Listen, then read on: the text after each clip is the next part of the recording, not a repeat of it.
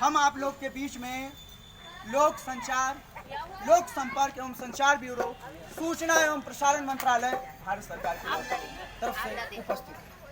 हम सवेरा जन उत्थान सामाजिक संस्थान पटना के कलाकार आपके बीच में एक नाटक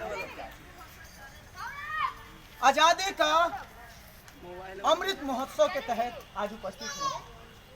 हम उन पहलुओं पे आज चर्चा करेंगे जिन पहलुओं को हम जानते हैं लेकिन धीरे धीरे भूलते जा रहे हैं।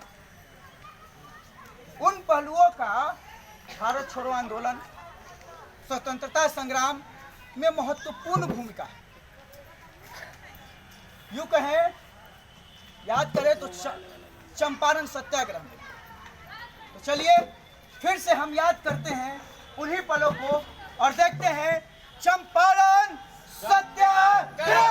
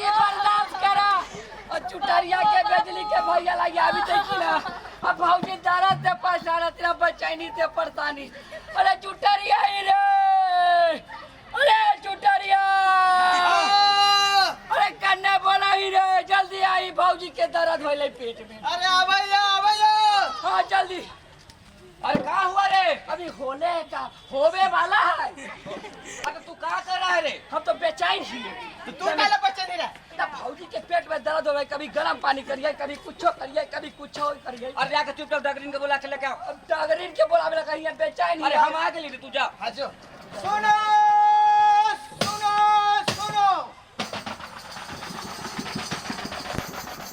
सावधान, सुनो सुनो सुनो।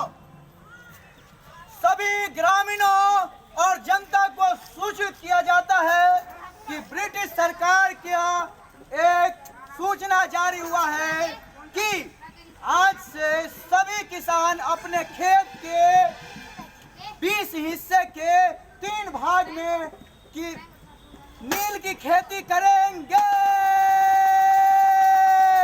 सुनो सुनो सुनो। क्या हो गया भैया? अरे बहुत गड़बड़ हो गया। हम तो सोचे थे कि इस बार हरियाली ही हरियाली है, हमारा खेत धान की उपज अच्छा हो जाएगा, लेकिन ऊपर से देखो कि हुकूमत आ गया है ब्रिटिश सरकार के। खाली नील के खेती में ज्यादा पैसा होता है। जाओ तब बैठिए भैया। हाँ करो जाए भाई, अब तो पूरे होना है जो होबे करेगा। हाँ अब क्या कर सकते हो। जनौरी भैया, तहार हमार बेटा भइल बा। आय, हम चाचा बन गेली। हाँ, तू चाचा बन गया। अरे वाह, मार बच्चा दोनों स्वस्थ बा, सब ठीक है ना? लेकिन बच्चा थोड़ा सा कुपोषित हो गइल बा। कुपोषित? कुपोषित क्या होता है? का है भैया? हाँ। अच्छा खान पान ना मिले से बच्चा कमजोर हो गइल बा। अच्छा कमजोर। हाँ। अरे तो का करे, कमजोर हो ही गया तब का करे भाई? कोई बात नहीं, मार बात किया के बरियार कर। अरे मारे भात रे बुढ़वा, तू तो बच्चे है। अरे हम लोग कमजोर हो जाएंगे, काहे कि जब धान गेहूं की खेती नहीं होने वाला है, अब जो नील की खेती होगा। ए भैया ऐसे वो परेशानी से जूझ रहे थे, अब एक और परेशानी आ गई। आ कर ले भाई। अब जो है उसको तो स्वीकारना हाँ पड़ेगा। हाँ हाँ हाँ। बंगाल में नील विद्रोह के बाद 1860 में नील की खेती कम हो गई, लेकिन बिहार में नील की खेती लगातार हो रही और किसान यहाँ बहुत परेशान थे। सबसे पहली बात कि नील की खेती के बाद जो जमीन होती वो बंजर हो जाती थी, कोई फसल उपजता नहीं था। और दूसरी बात ये कि खाने पीने की जो चीजें थी उनकी कीमतें बढ़ती जा रही थी, जैसे जौ हो, बाजरा हो, गेहूं हो, इन सभी चीजों की। और नील की कीमतें ज्यों की त्यों थी, जहाँ के तहाँ थी।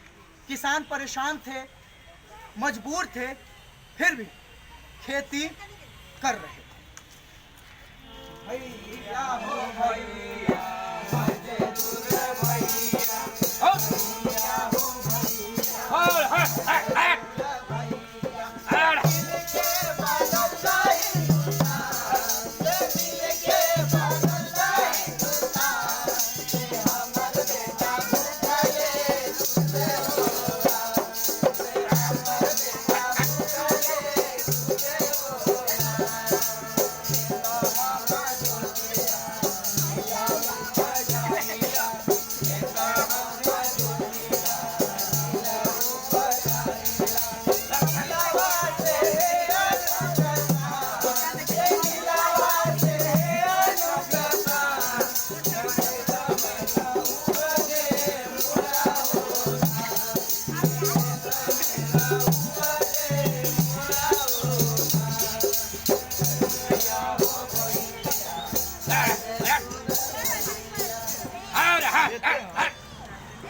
अरे बाप रे बाप। अरे पसीने पसीने हो गए भाई भाई। लव यार, पोछला पसीना। अरे कोई पानी लाया है जी? पानी लाओ। अरे बाप रे। पानी लेके आओ। क्या कीजिएगा भैया, बड़ी परेशानी हो गया। परेशानी में ना जिए में बनी थे ना मारे में बनी थे। हालत तो खराब हो जा रहा है हम लोग को, करते करते थक जा रहे, क्या करें, कैसे करें। इधर बाल बच्चा कैसे जी तक हमरा तो टेंशन में आई मरी जी। थी। हाँ। अरे हाथ में क्या हो गया जी? हमरो वाली भौजी। अरे इसका भी है। ए भैया, अरे भौजी, अरे इधर भी, अरे तुम लोग को भी है अरे जी। हम लोग हो गए। सोची थी ब्याह। आई जी, हम धान और बाजरा का खेती करते थे, हाँ। तब तो हमारा हाथ में ऐसा नहीं हो रहा था। जब हम ना ना ना ना। ये लगता है नील की खेती कर रहे हैं तब ये से हो रहा है जी। हाँ हाँ। हो आई जी, सकता है, हो सकता अब है। क्या करें? अरे दाना तो मिलता नहीं है पेट भर खाने के लिए, इलाज कहाँ से हम लोग कराएंगे जी? हो नहीं रहा भैया, हम लोग का हाथ पैर गल रहा है, सही कह रहे हो भाई। शरीर बर्बाद हो रहा है, सही कह रहे अरे हो। कुछ सोचिए जी। खाने कुछ का उपाय पैसा लगाइए। नहीं है, इलाज कहाँ से करवाएंगे। सही कह रहे ए हो भाई। भैया, हाँ। हमको एगो उपाय समझ में आ रहा है। बताइए भैया, बताइए हम लोग भैया। साहूकार जो राजकुमार शुक्ला जी है ना, हाँ हाँ। हम लोग को लगता है उनके पास चलना चाहिए। काहे कुछ है का? अरे साहूकार है ना, अच्छा। कुछ ना कुछ उपाय निकाल देंगे वो। हाँ हाँ हाँ। अरे उनका बहुत दूर तक संपर्क है। हाँ। जैसे में भैया। डॉक्टर राजेंद्र प्रसाद अच्छा गांधी जी। अच्छा। हाँ, हम लोग जाएंगे तो जरूर कोई ना कोई उपाय करवे करेंगे। चलिए चलिए जी। अब चलना है तो जी। हाँ भैया, चलिए चलिए चलिए, चलिए चलिए, चलिए चलिए चलिए चलिए। सभी किसान जाकर के राजकुमार शुक्ला जी से मिलते हैं और अपनी परेशानियों को कहते हैं। उन परेशानियों को राजकुमार शुक्ला जी बखूबी अच्छे से जानते थे, क्योंकि उनकी भी बहुत सारी जमीनें थी और उनकी भी अधिकतर जमीनों पर अंग्रेजों ने नील की खेती करनी शुरू कर दी। तो राजकुमार शुक्ला जी लखनऊ जाते हैं और गांधी जी से मिलते हैं और वहाँ पर जाकर के गांधी जी को चंपारण की स्थिति से अवगत कराते हैं और यहाँ के किसानों की दुर्दशा के बारे में बताते हैं। गांधी जी इन सारी बातों को सुनने के बाद राजकुमार शुक्ला जी को कहते हैं कि देखिए, अभी मुझे कई जगहों पे जाना है, इसलिए मैं अभी नहीं आ सकता। राजकुमार शुक्ला जी फिर भी आग्रह करते हैं, बार बार आग्रह करते हैं, प्रार्थना करते हैं। फिर गांधी जी कहते हैं कि देखिए, मुझे कोलकाता जाना है और उधर से लौटते समय मैं चंपारण आऊंगा। तब राजकुमार शुक्ला जी सोचते हैं कि क्यों ना हम लोग इन्हीं के साथ हो और इनको साथ में ही लेके चले।